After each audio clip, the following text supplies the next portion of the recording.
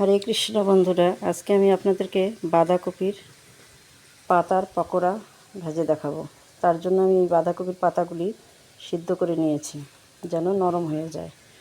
আর এর জন্য আমি নিয়েছি 4-5টা আলু। একটা আলু সিদ্ধ করে নিয়ে মেখে নিব। তার মধ্যে দিয়েছি ধনিয়ার পাতা, কাঁচা লঙ্কা, সামান্য লবণ।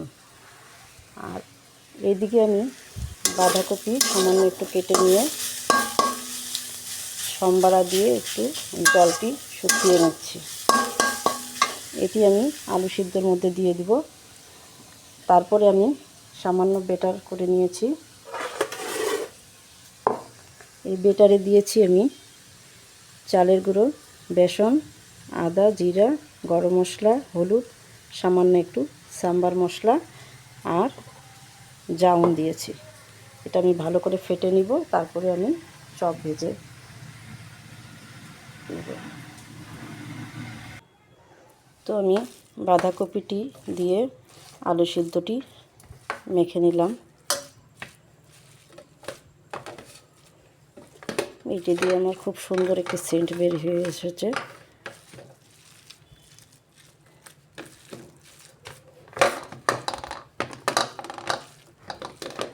এটি আমার রেডি হয়ে গিয়েছে। এবার আমি পাতাতে পুর দিব।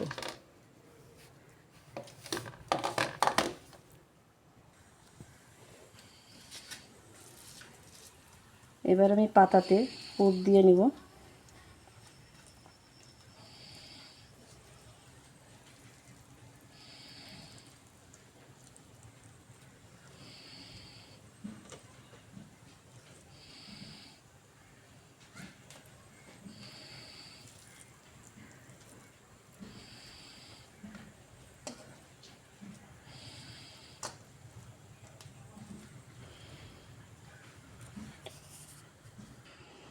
এবার আমি বড়াটি বেসনে ডুবিয়ে নিয়ে তেলে ছেড়ে দেব।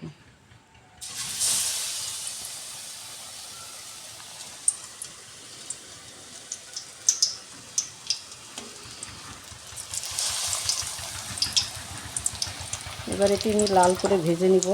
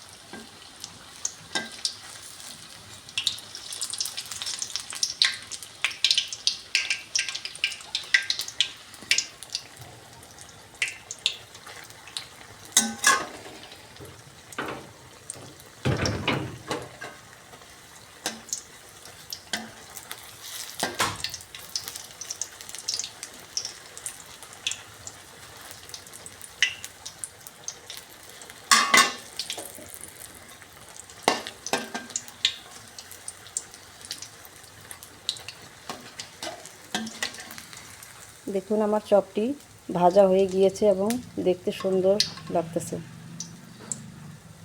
এবারে আমার এটি রেডি হয়ে গিয়েছে।